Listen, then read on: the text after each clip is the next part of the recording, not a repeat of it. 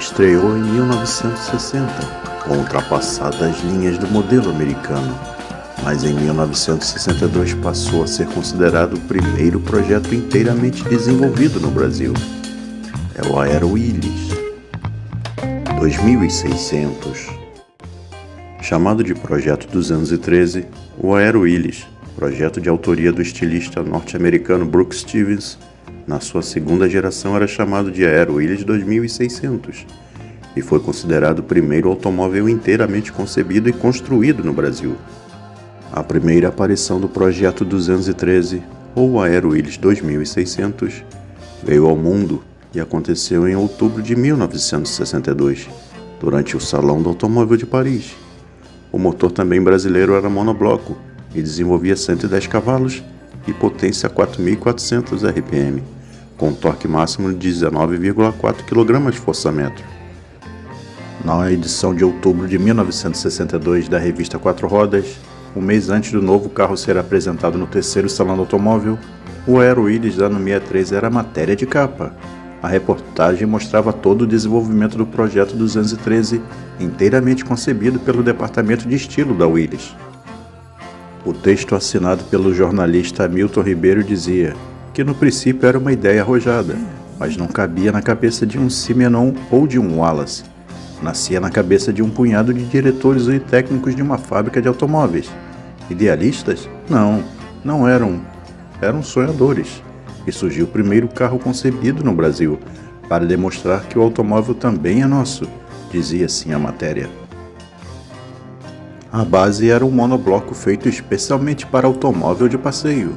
As linhas da carroceria mudaram radicalmente, se comparadas à do primeiro modelo. No lugar do excesso de curvas de modelo anterior, o Aero 2600 veio com linhas mais retas. Na edição de agosto de 63, a revista fez um extenso teste com o modelo.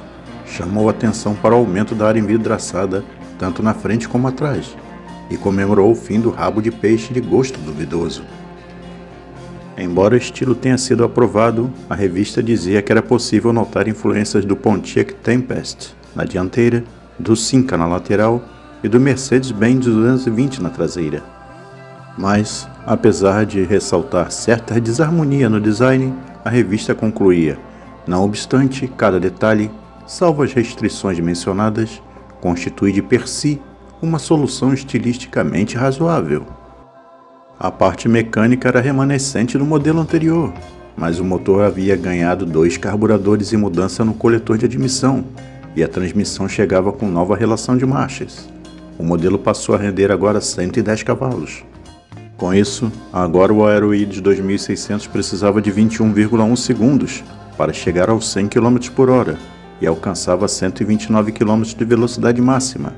Um carrão, na conclusão do teste, o veredicto. Enfim, um carro robusto, bem adaptado às nossas condições, fechava a matéria. A Willys sabia que o ponto alto do desenho do Aero era sua traseira, e nos modelos 65, os desenhistas resolveram incumpridá-la, para dar mais harmonia ao desenho. Inverteram a posição das lanternas e a tampa do porta-malas recebeu outro estilo, seguindo o desenho reto da carroceria. Entre itens mecânicos, foram aperfeiçoados os freios, com a colocação de tambores mais leves, e a suspensão dianteira e o câmbio, de 4 marchas sincronizadas. Como nos modelos de 3 marchas, a alavanca ficava na coluna de direção. A trava de ré era liberada por um botão no centro da manopla.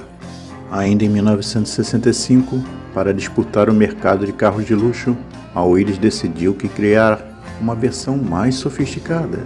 Usando como base o Aero, foram feitas modificações para que esse modelo se diferenciasse e conquistasse um público mais refinado.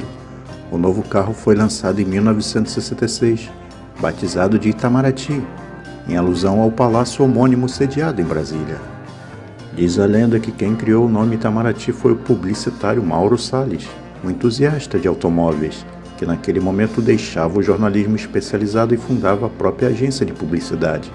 Seria um duradouro período atendendo a Willys Overland no Brasil, passando por sua sucessora, a Ford brasileira, e chegando depois à Auto Latina, nome também criado pelo intuitivo Mauro Salles. As mudanças estéticas davam aparência mais agradável ao carro. nova grade dianteira, lanternas, sobrearos cromados nas rodas.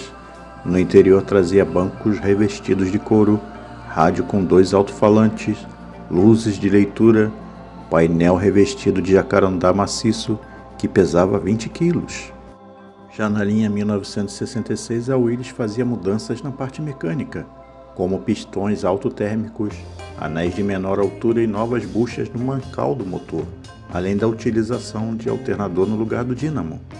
Apesar dos aprimoramentos, o velho motor do Jeep não era adequado a um carro de luxo. No segundo ano de produção do Itamaraty, em 1967, surgia quase um novo carro. O motor 3000 era alimentado por um carburador de corpo duplo e desenvolvia 132 cavalos. Para celebrar as modificações mecânicas, a grade do Itamaraty foi novamente modificada. As lanternas traseiras passaram a ser totalmente utilizadas com 6 lâmpadas e os pneus eram agora 7,35 por 15 e os frisos externos vinham redesenhados. Ocupando a 4ª posição na fabricação de veículos, a Willys começava a despertar interesse em outras marcas. Ainda em 1967, a Ford adquiriu o controle majoritário das ações da Willys Overland. Com a absorção da empresa, em 69 a razão social era alterada para a Ford Willys do Brasil S.A. E nesse ano a influência da Ford começava a ser sentida nos produtos Willys. O Aero e o Itamaraty recebiam motores mais potentes, com 130 e 140 cavalos, na ordem. Esteticamente não foram feitas grandes modificações. O Aero mantinha a frente inalterada, ganhando novos freios e estofamento. O Itamaraty perdia o painel de jacarandá, que passava a vir com imitação em plástico. E sofrendo concorrência interna com a chegada do Galaxy, as vendas dos modelos começavam a declinar ano a ano, apesar das reduções de preço feitas pela Ford. A despedida do Aero e da sua versão de luxo se deu em 1971. Durante os 19 anos de produção foram feitos 99.621 Aero Willys e 17.216 Itamaratys. O motor de 3,0 litros, porém, seria usado 2 anos depois, no Maverick. Com o fim dos 2 modelos, desapareciam 2 ícones dos primeiros anos da indústria automobilística brasileira. Agradecemos aos amigos que assistiram até aqui nosso vídeo. E até a próxima, pessoal!